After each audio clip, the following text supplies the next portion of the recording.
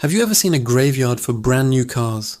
Not wrecked cars, but perfect, untouched electric vehicles, parked in massive fields across China, baking under the sun.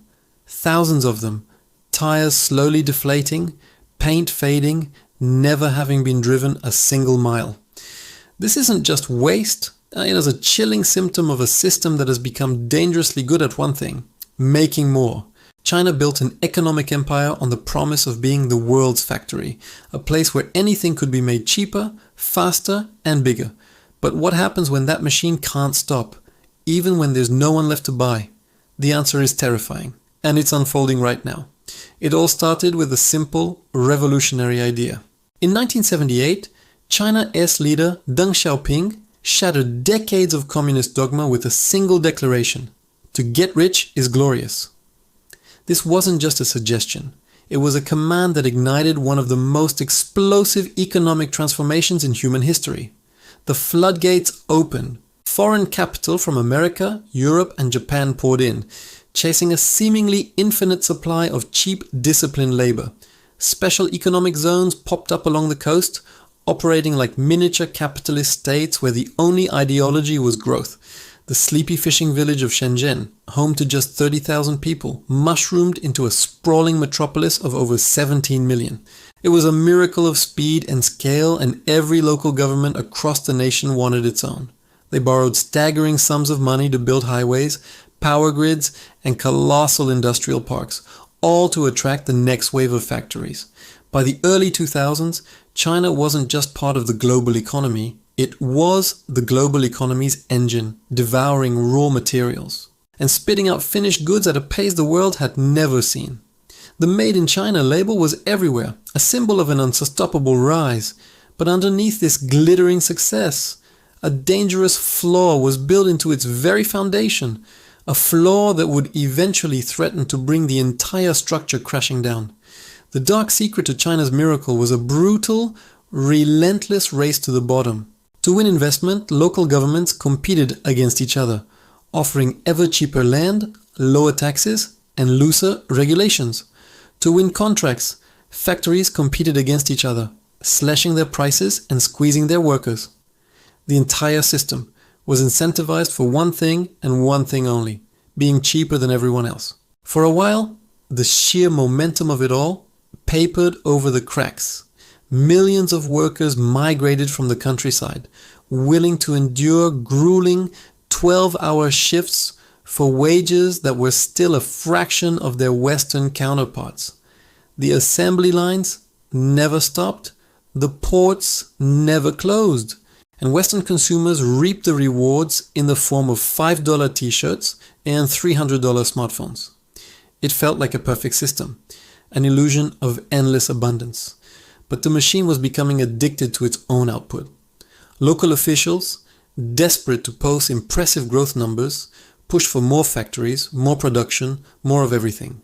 By 2015, China was producing more steel than the rest of the world combined, even as global demand began to plateau.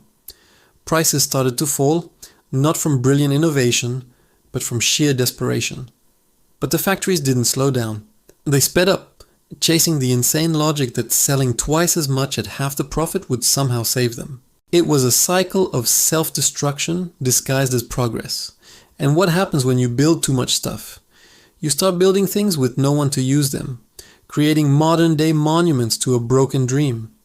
That's when the world began to notice the ghost cities, entire metropolises, complete with soaring skyscrapers, sprawling shopping malls, and pristine public parks, but eerily empty.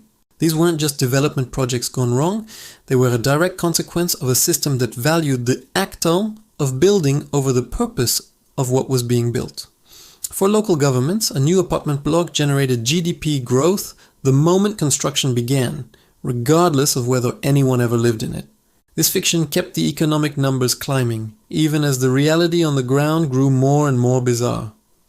The real estate giant Evergrande became the poster child for this crisis, borrowing hundreds of billions to erect cities for ghosts before its spectacular collapse sent shockwaves through the global economy. This revealed a terrifying truth: a significant portion of China's economic growth was an illusion, a Potemkin village on a national scale. The country was building itself into a corner, piling up mountains of debt to create assets that generated no real value. But this strange logic didn't just create empty buildings. It began to break the spirit of its own people, leading to a quiet rebellion that threatened the very core of the Chinese dream. A new word began to haunt the nation, spreading from exhausted tech workers to disillusioned students: involution. It describes a brutal game where you have to run faster and faster just to stay in the same place. It's the feeling of intense, suffocating competition for shrinking rewards. In China, this isn't just a buzzword, it's a lived reality for a generation that was promised prosperity but found a dead end. After years of grueling study for university entrance exams and working punishing 9-96 schedules, 9 a.m. to 9 p.m., 6 days a week, many young people found themselves stuck in low-paying jobs with no hope of advancement. The system that had lifted their parents out of poverty now felt like a trap. In response, a silent protest movement known as lying flat emerged. It's a philosophy of radical inaction. Do the bare minimum, reject the rat race, and refuse to participate in a system that demands everything and gives back nothing. The government saw this as a dangerous threat, censoring the term online and condemning it as shameful. But the sentiment only grew stronger, fueled by record-high youth unemployment. The very ambition that built modern China was now curdling into despair. And this internal exhaustion was about to be turned into a weapon against the rest of the world. Faced with a slowing domestic economy and a population that was losing faith, the Chinese government did something audacious. It decided that if it couldn't consume everything it made, it would force the world to.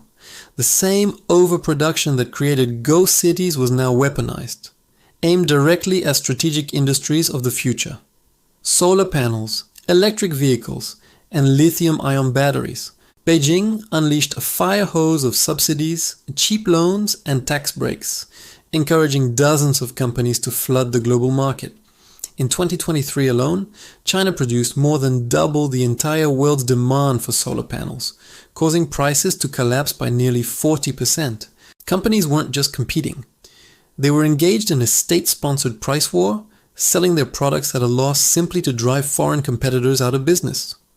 The strategy was ruthless and effective. Western firms, beholden to shareholders and quarterly profit reports, couldn't possibly compete with Chinese companies backed by the full financial might of the state. They were designed to lose money long enough to achieve a global monopoly.